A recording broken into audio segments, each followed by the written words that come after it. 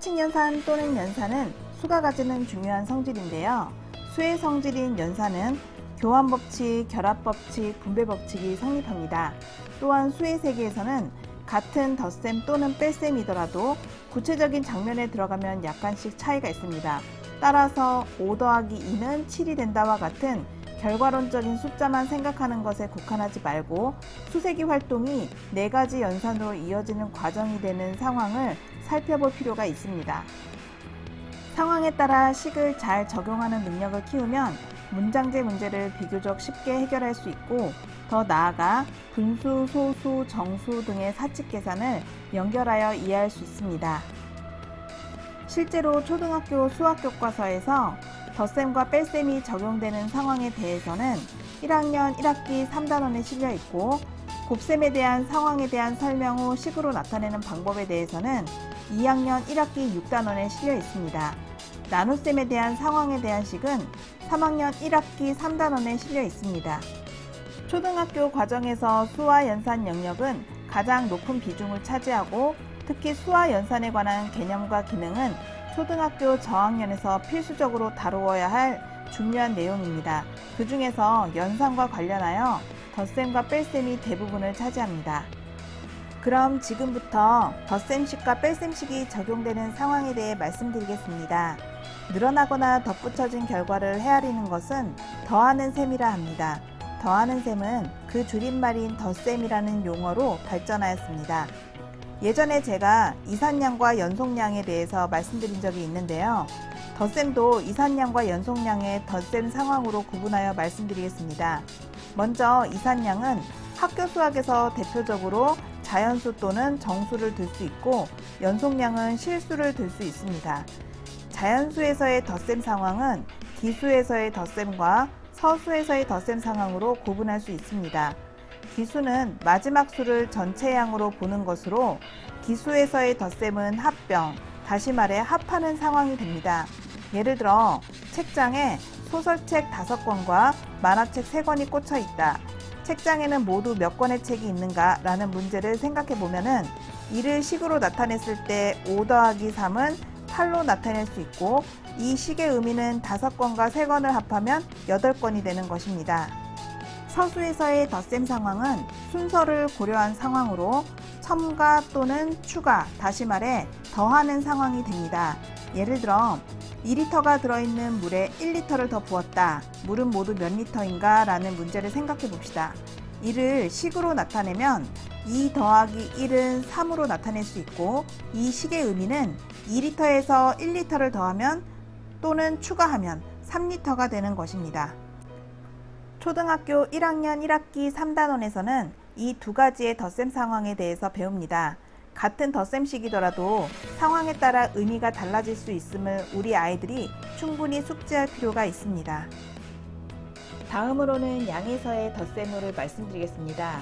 연속량의 사칙 계산은 자연수에 국한되어 학습하는 초등학교 수준에서는 배우지 않지만 추가적으로 알려드리겠습니다. 제 유튜브 강의에서 이전에 이산량과 연속량에 대해 말씀드린 적이 있는데요. 잠깐 다시 한번 말씀드리자면, 양은 이산량과 연속량으로 구분할 수 있습니다. 이산량은 헤어져 흩어지는 수량, 다시 말해 연속적이지 않은 수량을 말하고, 연속량은 계속적으로 이어지는 수량, 즉 연속적인 양을 의미합니다. 이산량은 셀 수 있는 특징이 있습니다. 반면 연속량은 비교와 측정 등을 통해 대상의 성질을 이해할 수 있는 속성을 지니기 때문에 부피나 시간 등의 측정과 관련된 활동을 포함합니다. 따라서 이산량 또는 분리량은 정수로도 충분히 나타낼 수 있지만, 연속량은 정수만으로 나타내기에 한계가 있습니다. 따라서 유한소수나 분수로 나타낼 수 있는 유리수, 무리수, 즉 실수가 필요해지게 됩니다. 연속량은 더 세분화하면 외연량과 내포량으로 구분할 수 있습니다. 외연량은 크기나 넓이를 나타내는 양이고, 내포량은 사물이 안에 품고 있는 질적 양입니다. 양의 예로는 부피를 나타내는 리터, 면적을 나타내는 제곱센티미터, 길이를 나타내는 미터, 시간을 나타내는 초분시, 그 외에도 속도, 밀도, 온도, 이율, 농도, 확률 등 매우 다양한데요. 조금 더 깊게 들어가면 내포량은 또 도와 율로 구분할 수 있습니다. 도는 어떤 그릇 속에 내용물이 분포하고 있을 때 얼마나 혼잡한지에 대한 정도를 나타내는 것입니다. 하나의 예를 들자면 속도는 길이 분의 시간인데요. 이렇게 다른 종류의 양의 몫으로 나타납니다. 율은 용기 속에 무언가가 들어있는 개념이 아니라 같은 종류의 두 가지 양을 비교하여 나온 비율입니다. 연속량에서의 덧셈은 등질성을 나타내야 합니다. 연속량 중 외연량은 덧셈이 성립하고 내포량은 성립하지 않습니다. 예를 들어 넓이를 나타내는 단위인 제곱센티미터는 외연량의 예가 되는데요. 6제곱센티미터 더하기 13제곱센티미터는 19제곱센티미터가 성립합니다.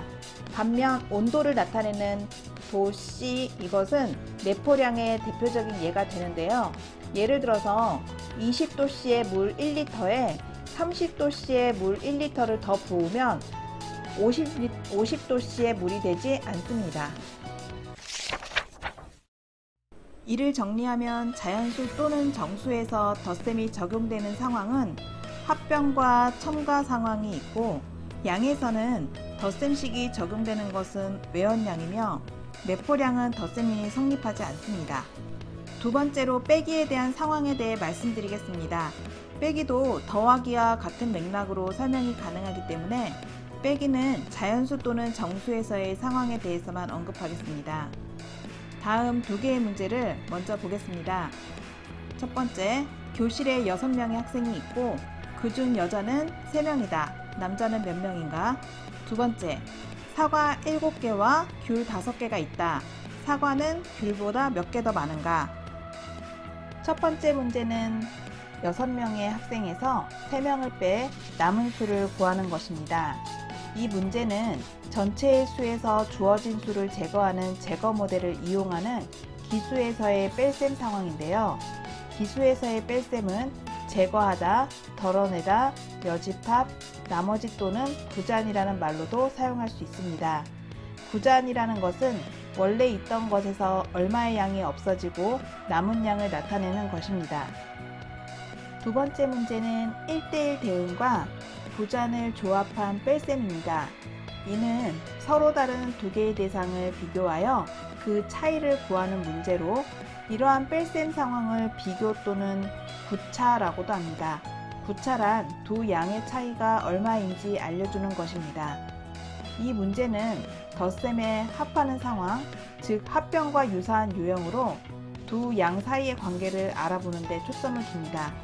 두 개 이상의 부분집합으로 구성된 한 집합에서 부분집합 간의 양을 비교합니다.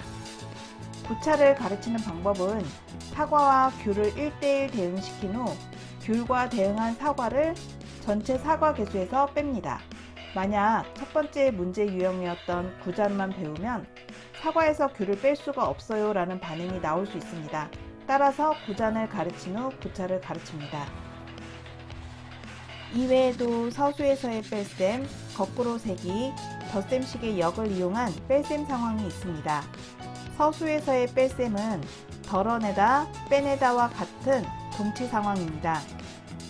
예를 들어 오늘 풀어야 할 수학 문제 20문제 중 17문제를 방금 다 풀었다. 몇 페이지를 더 풀어야 하는가? 라는 문제를 생각해 봅시다.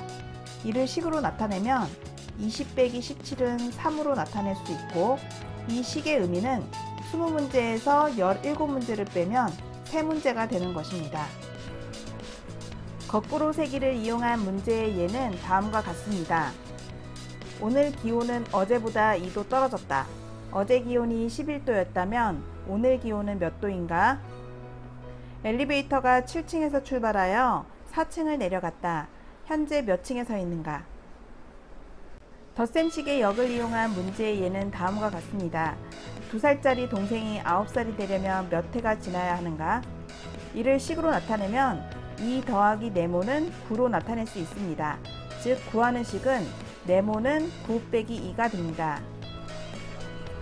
참고로 9 빼기 2라는 계산을 할 때 우리는 9에서 2를 빼 7이라는 답을 냅니다. 반면 유럽에서는 2에 얼마를 더하면 9가 될지를 생각한다고 합니다. 식으로 쓰면 2 더하기 네모는 9의 네모를 구하는 셈이 됩니다.